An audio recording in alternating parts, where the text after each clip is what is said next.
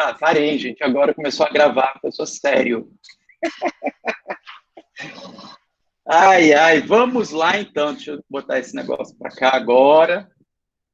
Estou sentindo que vai dar certo. A chamada mais longa de toda a minha vida foi essa. 25 minutos numa chamada. Agora mais 10 minutos para abrir o arquivo. E...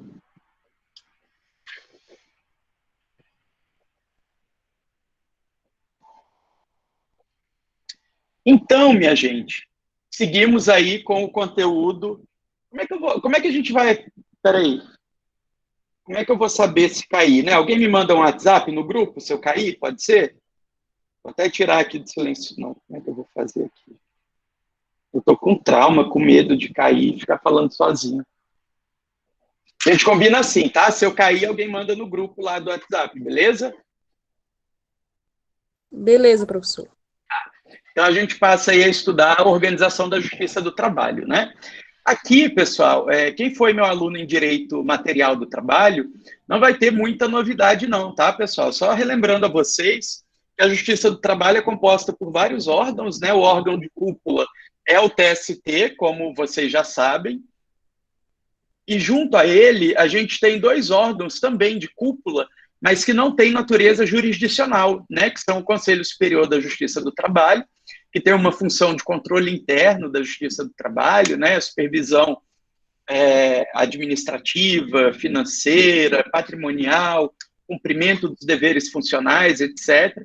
E a ENAMAT, que é a Escola Nacional da Magistratura do Trabalho, que tem o papel de, enfim, desenvolver cursos, né, o aprimoramento dos membros e dos servidores do Poder Judiciário Trabalhista, né?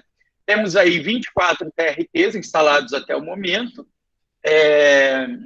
a grande maioria é um por estado, né? Algumas exceções, como é o caso de Rondônia e Acre, que formam uma única região. Pode ter câmaras descentralizadas também, aqui no nosso TRT eu desconheço, realmente eu não sei se existe. E o órgão de piso, né, que é um termo assim, incomoda um pouco os juízes, né, mas o órgão de primeiro grau, que é, em regra, são os juízes do trabalho, né. Importante a gente destacar que lá no 112 da Constituição, diz para a gente que onde não tiver juiz do trabalho, o juiz de direito vai exercer a competência trabalhista. Então, a gente vai falar que esse juiz de direito está investido na jurisdição trabalhista.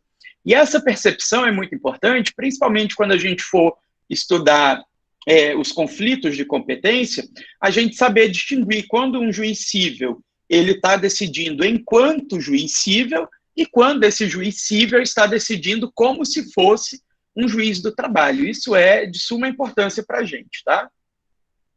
Aqui as regiões, né? A primeirinha aqui, Rio, São Paulo, capital, região metropolitana, Minas, terceira região, Rio Grande do Sul, quarta, quinta, Bahia, sexta, rapaz, Pernambuco? Pernambuco, e assim por diante. Aí temos aqui algumas regiões que têm mais de um estado, né, como é o caso de Rondônia e Acre, a sede do nosso TRT 14 é aqui em Porto Velho, TRT 11, que é Amazonas e Roraima, Roraima mesmo, gente, é Amapá aqui, hein? Não lembro não. Ou é Roraima ou é Amapá.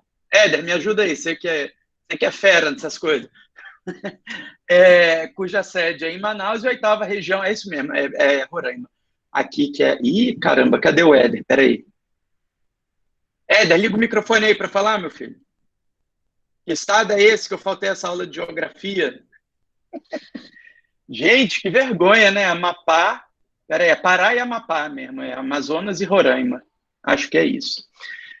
Enfim, o que importa, e também tem aqui a 10ª, né, que é Distrito Federal e Tocantins, né, com sede em Brasília. Muda de cor aqui, mas enfim, é isso, tá? Que mais? Lá no TST a gente tem uma organizaçãozinha também importante, né, porque a gente tem o órgão pleno, né, o tribunal pleno, e aí ele vai se desmembrar em órgãos fracionários, que são o órgão especial, as sessões de dissídios individuais, a sessão de dissídio coletivos, e a sessão de dissídios individuais se subdivide, né? A subseção 1, que vai ter a função de julgar os recursos de revista, envolvendo competência recursal excepcional, né, que é o recurso de revista, e a subseção 2, que vai ter as competências originárias, ou seja, aqueles processos individuais que começam no TST, ou as recursais ordinárias, né? Os processos que começam no TRT e sobem em grau de recurso ordinário, em dissídio individual, para o TST. E a SDC que vai julgar tudo, né? Bom, o que importa mesmo para a gente é o artigo 114 da Constituição. Quem pode ligar o microfone e ler para a gente?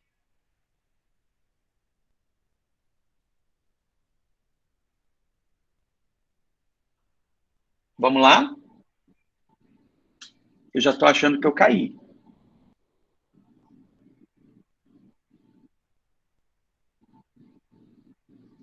Gente, alguém? Caí? Oi, Não, não caí não. Pelo amor de Deus, vocês não façam isso comigo, gente. Meu coração está sensível hoje. Vocês ficam me deixando aqui sozinho. 114 da Constituição, está na tela, estão vendo? Falta dizer que eu não estou projetando, né? Que eu estou passando os slides aqui, não estava projetando. Que beleza. Não está, não. Estava não, minha filha.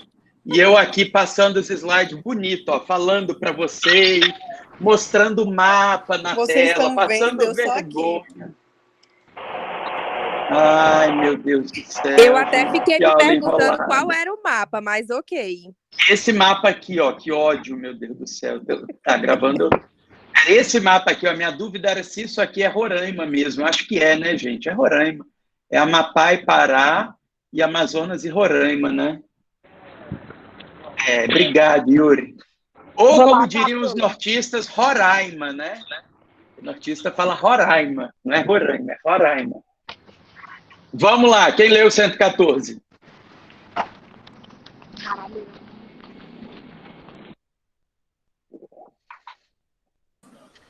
Eu, prof. Achei que a Larissa ia, que ela tinha ligado. Então vai, Isis.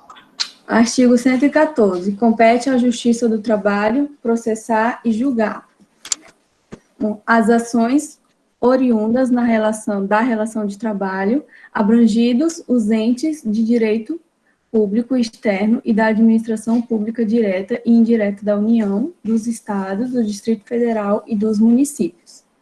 2. As ações que envolvam o exercício do direito de greve. 3. As ações sobre representação sindical entre sindicatos, entre sindicatos e trabalhadores e entre sindicatos e empregadores. 4. Os mandatos de segurança, habeas corpus e habeas data, quando o ato questionado envolver matéria sujeita à jurisdição. 5. Os conflitos de competência entre órgãos com jurisdição trabalhista, ressalvado o disposto no artigo 102, parágrafo inciso 1. Tem um... Olha. É a linha O. É diferente, né? Mas é a linha O. 6. As ações de indenização por dano moral ou patrimonial decorrentes da relação de trabalho. 7. As ações relativas às penalidades administrativas impostas aos empregadores pelos órgãos de fiscalização das relações de trabalho. 8. A execução de ofício das contribuições sociais previstas no artigo 195, inciso 1, a linha E, 2, e seus acréscimos legais decorrentes das sentenças que proferir. 9. Outras controvérsias decorrentes da relação de trabalho na forma da lei. Parágrafo 1º. Frustrada a negociação coletiva, as partes poderão eleger árbitros. Parágrafo 2º. Recusando-se qualquer das partes à negociação coletiva ou à arbitragem, é facultado às mesmas, de comum acordo, ajuizar dissídio coletivo de natureza econômica.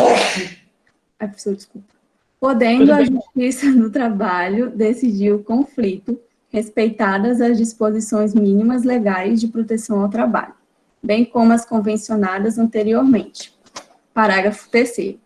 Em caso de greve em atividade essencial, com possibilidade de lesão do interesse público, o Ministério Público do Trabalho poderá ajuizar de dissídio coletivo, competindo à Justiça do Trabalho decidir o conflito. Muito bem, obrigado. Pessoal, artigo 114 da Constituição, lembra que eu botei um coraçãozinho lá no princípio protetivo, quando a gente estudou o direito material do trabalho? Pô, pega o vademecum de vocês e encham de coraçãozinho no artigo 114 da Constituição Federal. Esse é um dispositivo que não tem a menor possibilidade de não cair em qualquer prova de direito processual do trabalho. Vai fazer concurso, vai fazer OAB, vai cair o 114. Vai fazer concurso para nível médio, para nível superior, para membro, vai cair o 114. Na nossa prova, vai cair várias vezes o artigo 114. Não tem nem perigo dele não cair.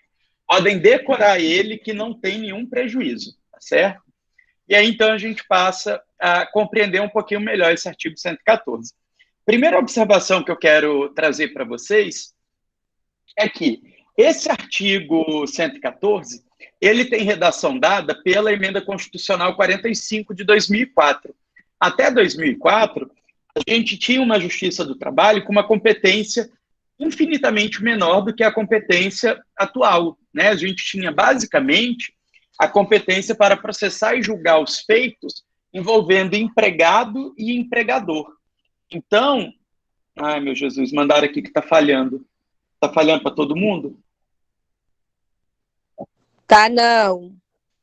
Não, Sayonara. Foi o seu, hein, Sayonara? Pelo amor de Deus. Paganete. Olha só.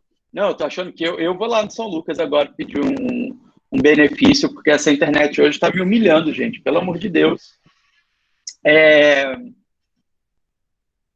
Então, era uma competência que era dada basicamente em razão da pessoa, né? A gente tinha aí uma redação que dizia que era competência da Justiça do Trabalho processar e julgar as ações entre empregado e empregador. E aí, quando a gente desviava um pouquinho disso, a gente tendia a ter interpretações um tanto quanto infelizes. Por exemplo, quando, sei lá, imagina que o Yuri está um dia lá tirando cópia. E aí, quando ele vai enfiar assim, o papel na máquina, a máquina suga o Yuri e o Yuri morre em trabalho. Evidentemente que quando o empregado morre em trabalho, ele vai deixar alguns créditos a serem recebidos, né? Porque provavelmente o mês não está fechado, provavelmente tem aí pelo menos um restinho de férias, né? Sem falar a questão enfim, do acidente em si, né? Da indenização, eventual pensionamento, etc. Mas a gente chegou ao absurdo de alguns magistrados pensarem assim, ó, bom, agora que o empregado faleceu, eu não posso mais julgar, porque agora a lide vai ser feita pelo espólio e pelo empregador.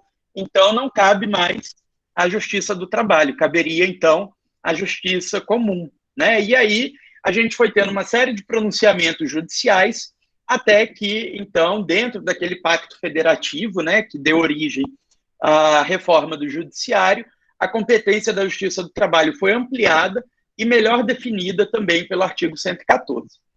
Hoje, eu posso dizer para vocês muito tranquilamente que a competência da Justiça do Trabalho é definida por um critério material. Então, em regra, pessoal, o que importa para definir se é competência da Justiça do Trabalho é a matéria que está sendo discutida, ou seja, essa primeira parte do inciso 1º. Compete à Justiça do Trabalho processar as ações oriundas da relação de trabalho. Então, ações oriundas da relação de trabalho são de competência da Justiça do Trabalho. E aí, também, lá em Direito Material, a gente estudou que trabalho é toda aquela força humana empregada, seja ela física ou intelectual, né, empregada para produzir bens ou prestar serviços. Só que, evidentemente, esse não é o conceito utilizado pela Justiça do Trabalho, né, não é o conceito utilizado pela Constituição Federal, aí no artigo 114. E a primeira prova que a gente tem disso é a súmula 363 do STJ. Essa súmula 363 vai dizer para a gente assim, olha, não compete à Justiça do Trabalho processar e julgar as ações envolvendo cobrança de honorários dos trabalhadores liberais.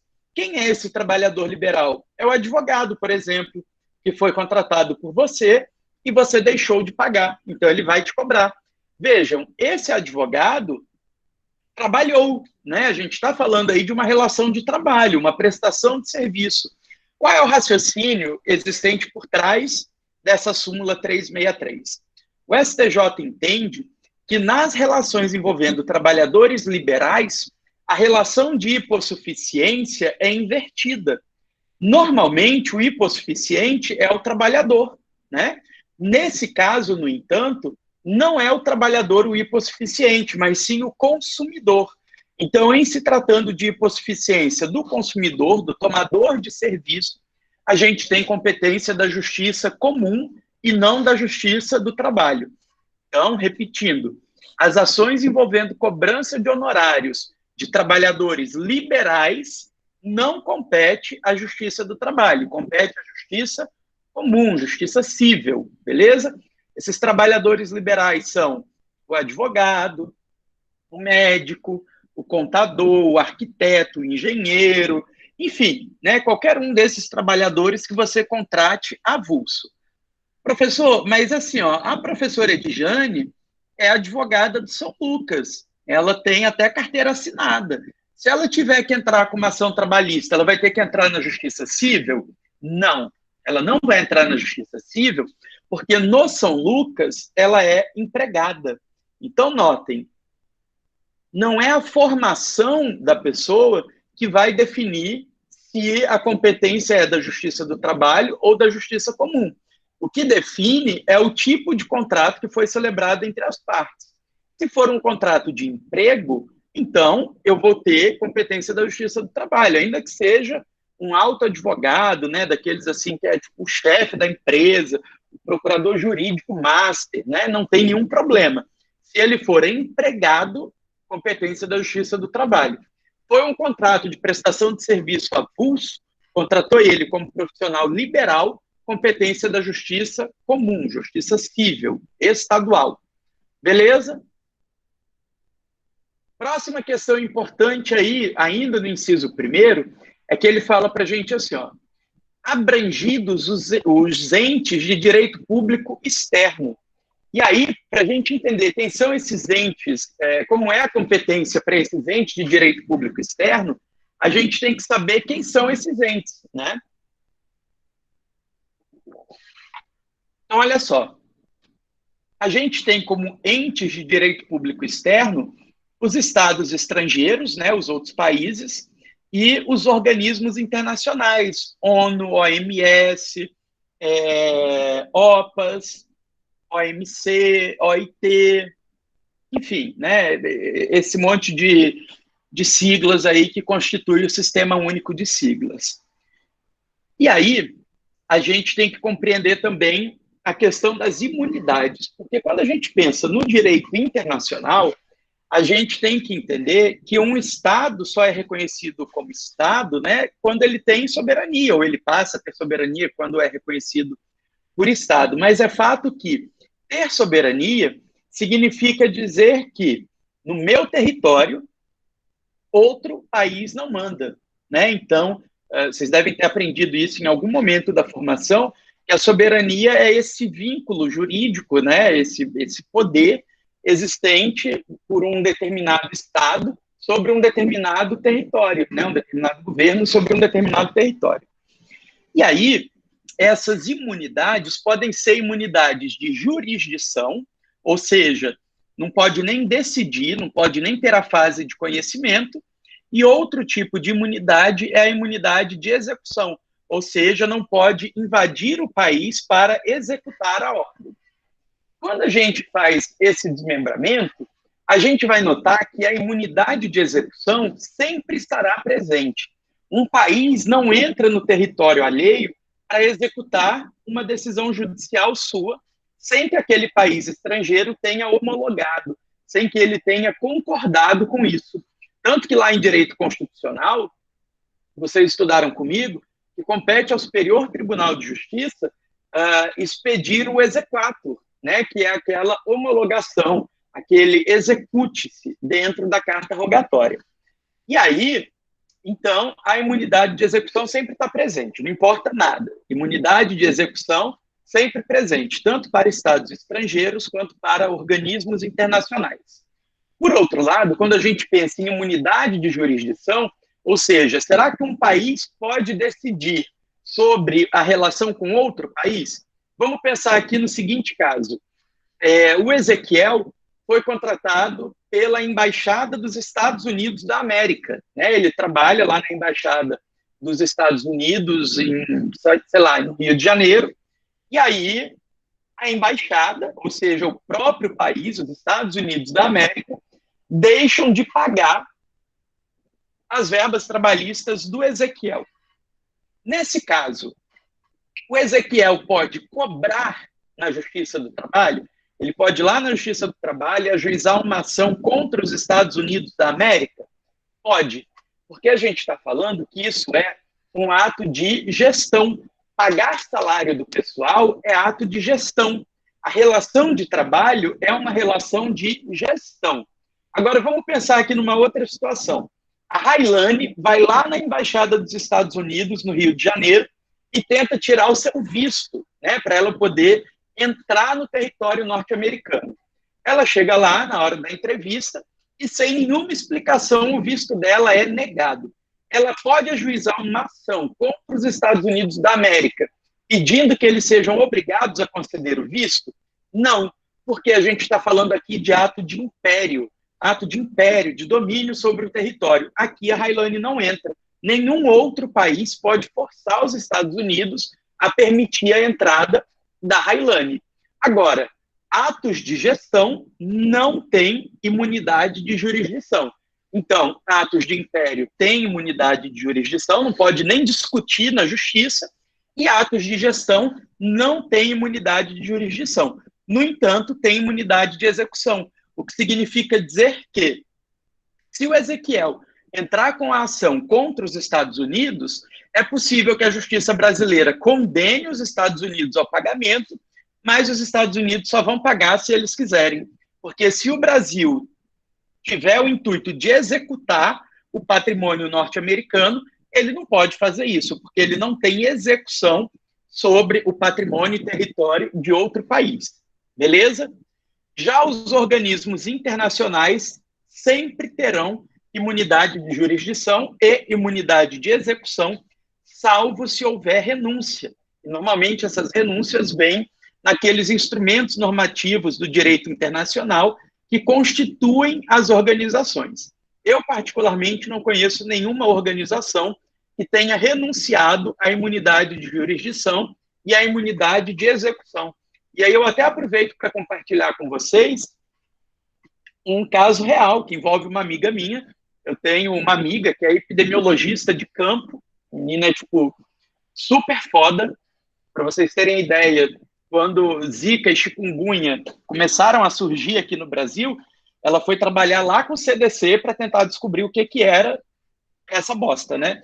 E agora, com o coronavírus, foi ela que comandou lá a repatriação do pessoal que estava na China, sabe? Então, ela é, assim, altamente gabaritada, meu orgulho, assim, grande amiga. Mas o que aconteceu durante um tempo da vida dela? Ela foi contratada da Organização Pan-Americana de Saúde, a OPAS.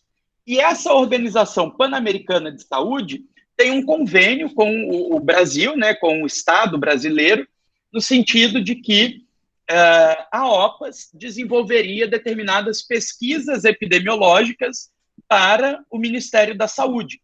Então, essa minha amiga era contratada pela OPAS, trabalhava dentro do Ministério da Saúde, os chefes dela eram os próprios, né, servidores do Ministério da Saúde, fazia funções permanentes do Ministério da Saúde, mas era contratada da OPAS.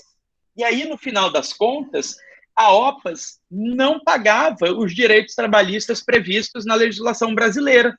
Afinal de contas, como era apenas uma prestação de serviço e não poderia ser cobrado na justiça, a OPAS pagava o que ela queria, pagava por produtividade, não dava férias, não dava terço de férias, não dava 13º.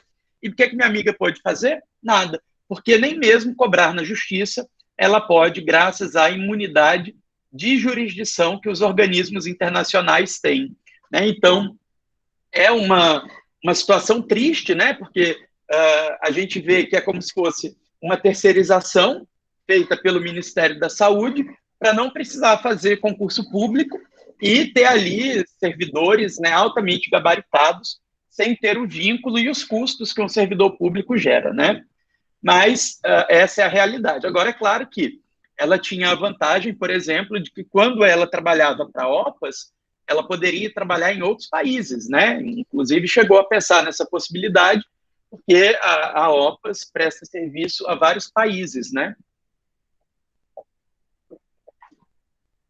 Tranquilos aqui, pessoal? Me digam aí se tem alguma dúvida.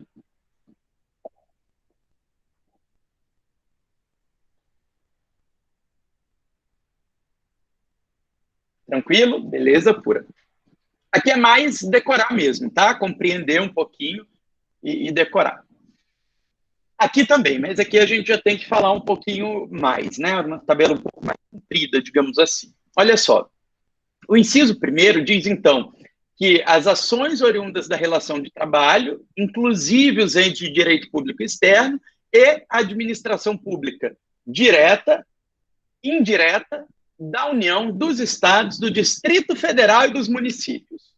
Alguém consegue ter dúvidas quanto ao que está escrito nesse inciso? Não, né, pessoal? Está falando de administração pública direta e indireta da União, dos estados, do Distrito Federal e dos municípios. Porém, o Supremo Tribunal Federal, na de 3395, disse para a gente assim, olha, nem todo servidor público pode ficar sob competência da Justiça do Trabalho, sob pena da gente ter um desequilíbrio federativo, porque imagina, né, como é que a Justiça do Trabalho pode julgar um servidor estatutário do Tribunal de Justiça de Rondônia? E aí eu me pergunto, qual é o problema de se fazer isso, né? Mas o STF chegou à conclusão de que, quando o vínculo entre o servidor e o seu empregador, no caso a administração pública, for um vínculo de natureza administrativa, a competência é da justiça comum. Quando o vínculo for de natureza seletista, a competência é da Justiça do Trabalho. Então, a gente sempre vai analisar a natureza do vínculo existente entre aquele trabalhador e a administração pública. O servidor estatutário tem a competência na Justiça Comum. E aí vai depender se ele é um servidor federal, a competência da Justiça Comum Federal, ou se ele é um servidor estadual ou municipal, a competência será da Justiça Comum Estadual, beleza? E isso vai servir para todos os outros casos que eu falo aqui de justiça comum. A gente sempre vai analisar. Se for com vínculo com a União e respectivas autarquias, empresas e tal, Justiça Comum Federal.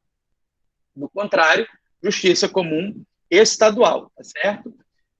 Olha só, o servidor comissionado, né, aquele que não tem um vínculo efetivo com a administração pública, ele também é regido pelo estatuto, tá, pessoal? Então, ele também é um servidor estatutário.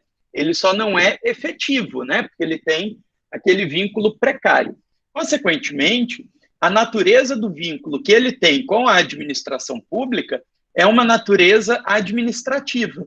Logo, se ele for um comissionado federal, Justiça Comum Federal. Se ele for um comissionado estadual, Justiça Comum Estadual.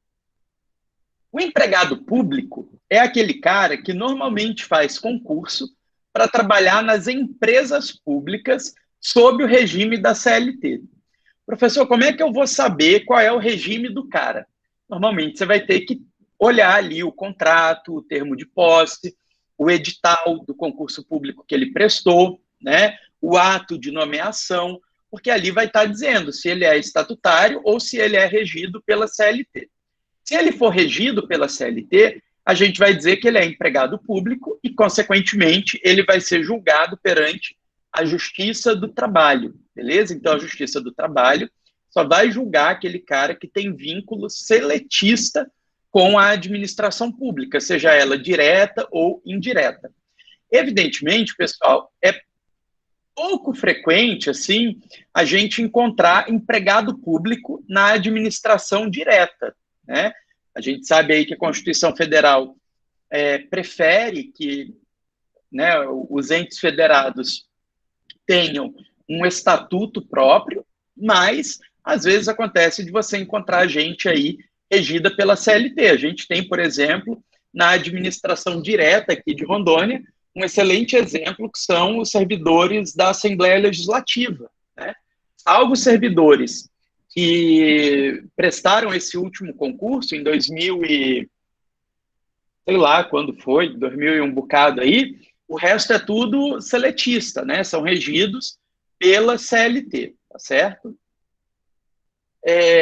O empregado temporário, que é aquele contratado aí nos termos do artigo 37, 9º da Constituição Federal, e regulado tanto pela Lei 6.019, que é aquela que trata do trabalho temporário intermediado por uma empresa de trabalho temporário, ou pela Lei 8745, que é aquele empregado temporário contratado diretamente pela administração pública, né? Que é aquele que a gente chama de emergencial, que está bombando agora na pandemia. A gente tem contratação aí de muita gente durante a pandemia, com base no artigo 37, inciso 9º. Esse pessoal que é contratado em situação de emergência, né, eles são regidos por um vínculo de natureza administrativa. Então, consequentemente, as suas ações vão tramitar perante a justiça comum. E aí você vai ter, mais uma vez, que analisar. Se é um temporário municipal ou estadual, justiça comum estadual. Se ele é um temporário federal, justiça comum federal. O estagiário também vai ser julgado pela justiça comum, tá, pessoal? Enfim, a jurisprudência e a doutrina entendem que esse vínculo existente entre o estagiário e a administração pública é um vínculo de natureza administrativa com o objetivo do aprendizado, né? Então, a competência também é da justiça comum. Essa última hipótese aqui, que trata do contrato nulo, a gente tem que tomar muito cuidado, porque se o contrato já foi declarado nulo, quem julga é a Justiça do Trabalho. Mas, normalmente, a gente tem uma ação que vai pedir a declaração de nulidade do contrato, bem como a cobrança dos deveres trabalhistas que a parte entende devidos, né? Então, aí, nessa situação, a competência é da Justiça comum, beleza? Só quem pode declarar a nulidade do contrato é a Justiça comum. E aqui eu estou falando de nulidade daquele cara que foi contratado sem concurso. Lembram que lá o 37.2 da Constituição fala para a gente assim, olha, para ser servidor público, né, de vínculo efetivo, tem que ser submetido a concurso público. Uma vez frustrada essa determinação constitucional, a gente tem uma nulidade determinada aí pelo 37, parágrafo 2º, se eu não me engano, e essa nulidade quem vai reconhecer é a Justiça Comum. E aí, normalmente, no mesmo processo, ela já vai dizer quais são os direitos desse trabalhador que tem um vínculo aí declarado nulo com a administração pública. Tranquilos até aqui? Sim? Ótimo. A gente vai parar aqui no inciso 1º e na semana que vem a gente estuda todos os outros demais incisos que são bem mais tranquilos. O inciso 1º que tem bastante coisa. Vamos fazer mais uma leiturinha aqui do 114? Uma outra pessoa aí para ler para mim, por favor. Sem ser a Isis Fior. Compete à Justiça do Trabalho processar e julgar as ações oriundas da relação de trabalho, abrangido os entes de direito público externo e da administração pública direta e indireta da União, dos Estados, do Distrito Federal e dos municípios. Continua? Sim, senhora. As ações que envolvam o exercício do direito de greve, as ações sobre representação sindical entre sindicatos e trabalhadores e entre sindicatos e empregados. Os mandados de segurança, habeas corpus e habeas data, quando o ato questionado envolver matéria sujeita à jurisdição. 5. Os conflitos de competência entre os órgãos com jurisdição trabalhista, ressalvado o disposto no artigo 102, parágrafo 1º, ó, 0. É isso mesmo, inciso 1º, a linha O. A linha O, ok. As ações de indenização por dano moral ou patrimonial decorrentes da relação de trabalho. 7º, as ações relativas às penalidades administrativas impostas aos empregados pelos órgãos de fiscalização das relações de trabalho. A execução de ofício das contribuições sociais previstas no artigo 195, a linha A e... 195, inciso 1º, a linha A e inciso 2º. Inciso 2º, e seus acréscimos legais decorrentes das sentenças que proferir. Outras controvérsias decorrentes da relação de trabalho na forma da lei. Frustrada a negociação coletiva, as partes poderão eleger árbitros. Recusando-se qualquer das partes, a negociação coletiva ou arbitragem é facultado às mesmas de comum acordo, ajuizar dissídio coletivo de natureza econômica, podendo a Justiça do Trabalho decidir o conflito respeitando as disposições mínimas legais de proteção ao trabalho, bem como as convencionadas anteriormente. Em caso de greve, as atividades essenciais com possibilidade de lesão do interesse público, o Ministério Público do Trabalho poderá ajuizar dissídio coletivo, competindo à Justiça do Trabalho decidir o conflito. Muito bem, obrigado, Yasmin. De nada. Emily está pedindo para eu disponibilizar os slides. Disponibilizo sim, na verdade eu pensei até que eu já tinha disponibilizado, mas se eu não disponibilizei, disponibilizá-los-ei. Eita, mesóclise fodida. Minha gente, é isso, hein? Vou botar uma música aqui da Ivete para a gente ir se despedindo, mas agradeço pela participação de todos. Como eu disse lá no grupinho do WhatsApp, fiquem tranquilos quanto à leitura, tá, pessoal? Parece que é muita coisa, mas tem julgados ali de uma página inteira, e julgado a gente lê rapidinho. Então, fiquem tranquilos que é possível sim, tá bom? E repito, a gente vai usar aquele material aí por umas 3 ou 4 aulas, tá joia? Então, vão na maciota, o importante é ir entendendo. Beleza? Boa semana para todo mundo, até semana que vem, se Deus quiser. Um abraço, viu? Thaís não respondeu a chamada? Levou falta, quero nem saber. Não.